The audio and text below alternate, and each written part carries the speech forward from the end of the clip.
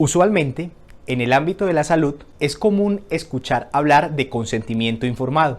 Pero, ¿qué es consentimiento informado? ¿Cuáles son sus características? ¿Cómo se clasifica? ¿Qué debe contener un consentimiento informado? Estos y otros asuntos te los explicaré en este video.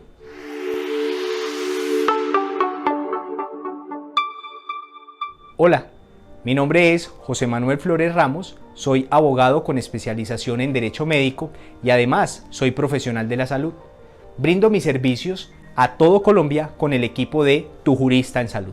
En este video te hablaré acerca del consentimiento informado. Comencemos por decir ¿qué no es consentimiento informado? Consentimiento informado no es una firma en un papel.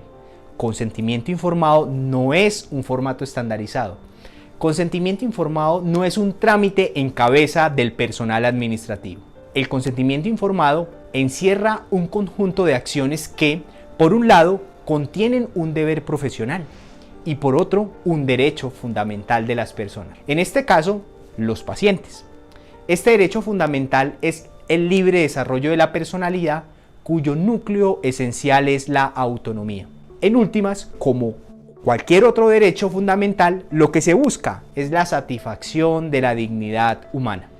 En el contexto médico-sanitario, este acto alberga, por un lado, las acciones del profesional de la salud para dotar de información al paciente y a su familia. Toda la información que estos necesiten, en particular el paciente, para la toma de decisiones de su condición en salud y su cuerpo. A la vez, este acto contiene las respuestas y decisiones sobre las intervenciones que, con base a la información recibida, el paciente adopte. La resolución 3100 del 25 de noviembre de 2019, es decir, la habilitación en salud, describe el consentimiento informado como la aceptación libre, voluntaria y consciente de un paciente o usuario, manifestada en el pleno uso de sus facultades después de recibir la información adecuada, para que tenga lugar ese acto asistencial. Para efectos, en el estándar de historia clínica, el consentimiento informado es el documento que se produce luego de la aceptación de las condiciones anteriormente descritas. En caso que el paciente no cuente con las facultades plenas, la aceptación del acto médico la hará el familiar, allegado o representante que sea responsable del paciente. Dentro de las características del consentimiento informado encontramos las siguientes. El consentimiento informado debe ser previo al acto asistencial, es decir, antes de esa intervención o antes de ese procedimiento. El consentimiento informado debe ser libre, es decir, no coaccionado. Esa palabra coacción significa utilizar la fuerza para que alguien te diga que sí. El consentimiento informado debe ser informado, valga la redundancia. ¿Por qué? Porque esa información tiene que ser suficiente y oportuna. Y esa información debe ser entendida por la persona que recibiría, en este caso, la atención. Otra característica es que el consentimiento informado debe ser cualificado.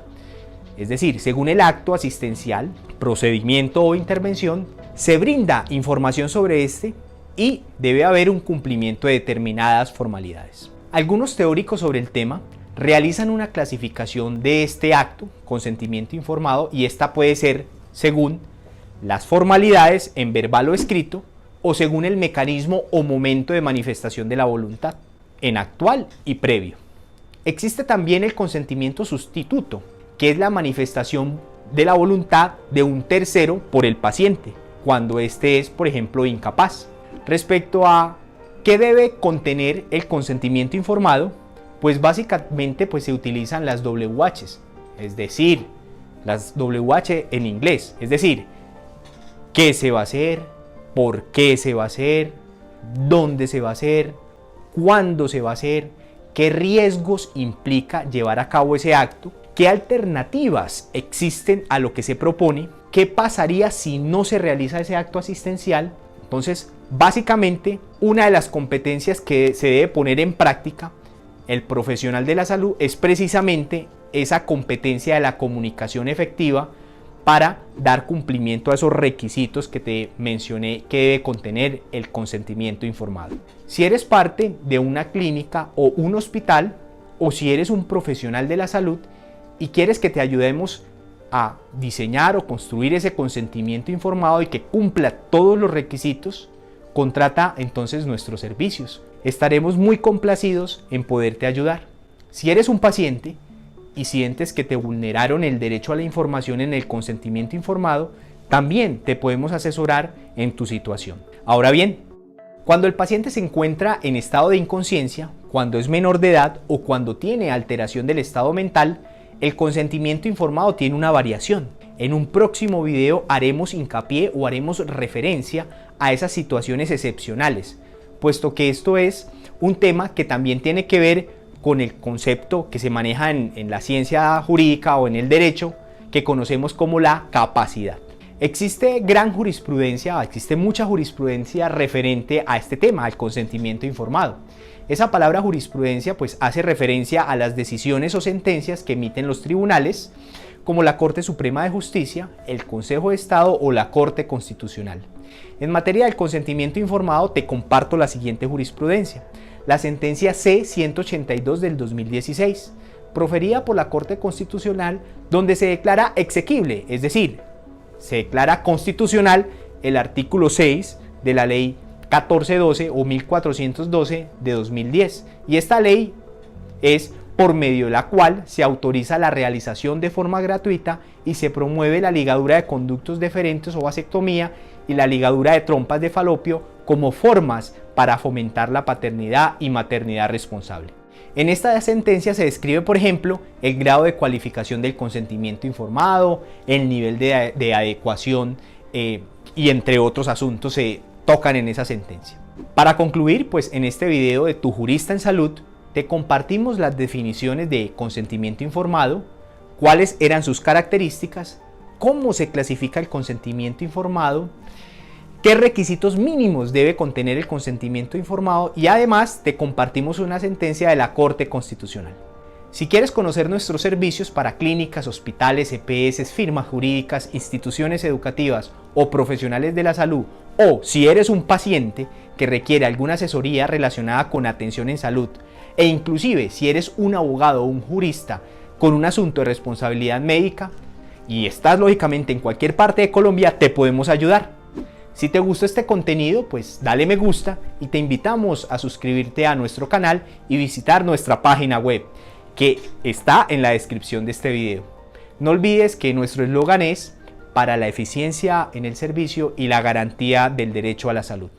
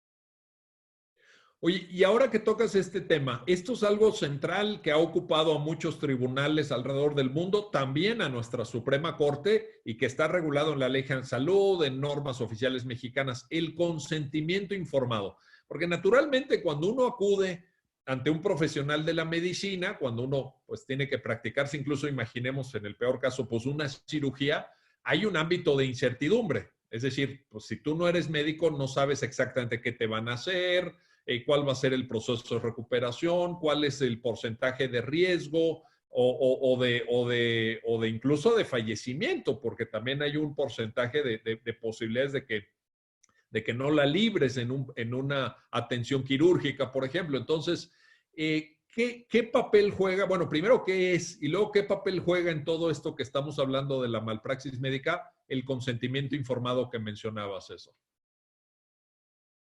Bueno, mira, en términos muy generales, sin el propósito de abondar tanto, pues el consentimiento informado consiste en la obligación que tiene el médico de hacerle saber al paciente los procedimientos, bueno, primero el padecimiento, los procedimientos y la posibilidad de resultados respecto de la enfermedad o la iatrogenia que está presentando. Esto significa que, bueno, pues tendrá la obligación el médico de explicarle, dice la Ley General de Salud, detalladamente cuál es el padecimiento que tiene, pero además también la Ley General de Salud establece que con un lenguaje apropiado. ¿Por qué? Porque el lenguaje de los médicos es muy técnico, ¿no? Entonces, pues no todos entendemos lo que dice. Entonces, explicarle lo más detalladamente posible con un lenguaje que resulte de fácil comprensión, de qué se trata el padecimiento, cuál es el procedimiento que le van a llevar a cabo, y cuál es la posibilidad de obtener un resultado exitoso o no. Ojo, porque no en todos los casos se puede dar un consentimiento informado porque simplemente es imposible realizarlo y es cuando entra el médico con toda su responsabilidad a poner todo su conocimiento. Me refiero, por ejemplo, a que el consentimiento informado está pensado en una cirugía programada, donde el paciente pues sabe que tiene y hay posibilidades de que mañana pasado, dentro de un mes, etcétera, se pueda dar la intervención, la invasión, como dicen los médicos, al cuerpo. Y bueno, pues el médico le informa y le dice. Pero también hay otros casos en donde son de extrema urgencia. El paciente llegó accidentado, traumatizado, etcétera, y el médico pues tiene que actuar inmediatamente y en lo último que piensa pues es en el consentimiento informado. Entonces, en esos aspectos entra ese bagaje de conocimientos y de normatividad que el médico debe de conocer como profesional que es para poder combinar tanto su conocimiento profesional y científico como el cumplimiento de las normas para que no se salga de ellas. Oye, cuando señalabas que este consentimiento informado se debe dar en términos de lo que la propia Ley General de Salud establece, evidentemente, se debe dar de manera detallada. Me acordé de una sentencia de nuestra Suprema Corte en la cual le reprochan en un juicio de responsabilidad, yo creo que responsabilidad patrimonial o administrativa, porque era contra el ISSSTE, le reprochan que en un hospital del ISSSTE se recabó el consentimiento juntando a varios pacientes, eran 30 pacientes que tenían una dolencia muy parecida y se les dio una plática, una especie de conferencia. Entonces imagínate que se juntan en una sala del ISSSTE. A ver, vénganse todos los que tienen aquí, creo que era un tema de incluso de nervio ciático o una operación de cadera, etcétera. Entonces, vénganse aquí todos los que anden mal de la cadera, que están en este hospital, les vamos a dar una plática y con eso vamos a recabar el consentimiento informado. Pero la Corte en la sentencia dice, eso no es.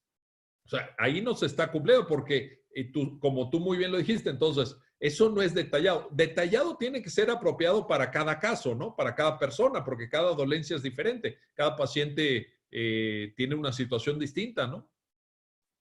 Claro, pero además fíjate que pues es muy arriesgado, a veces es comprensible por la circunstancia que viven los centros de salud, que prestan servicios de salud en nuestro país, dadas todas las carencias que ya sabemos que tienen, pero pues el cumplimiento de la norma no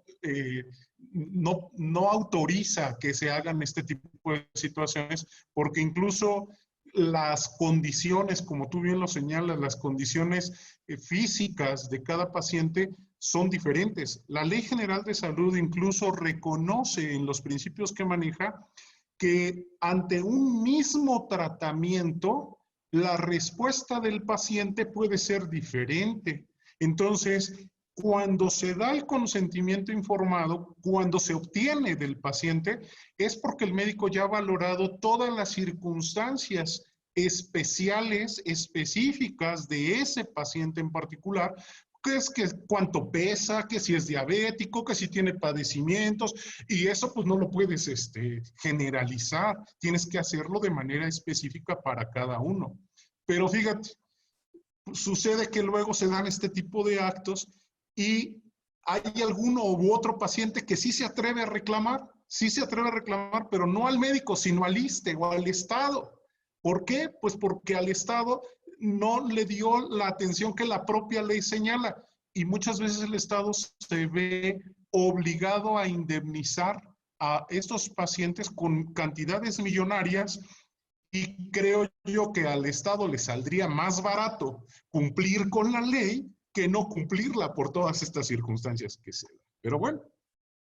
Sin duda, bueno, le saldría más barato económicamente, incluso, digamos, casi éticamente, ¿no? Porque pues la vida y la salud son algo muy valioso. Ahora, nada más para cerrar este mismo punto y con esto pasamos a otro tema, pero a ver, se recaba el consentimiento, pensemos en un caso, se recaba el consentimiento informado con todas las especificidades, con todos los requisitos que fija la normatividad aplicable, el paciente entiende lo que le van a hacer, asume el riesgo que existe en todo procedimiento médico, etcétera, pero eso no quiere necesariamente significar, y esa sería la pregunta, César, eso no implica que ya el médico no sea sujeto de responsabilidad por malpraxis, ¿no? O sea, el consentimiento informado es un elemento que debe darse, pero no excluyente de la malpraxis.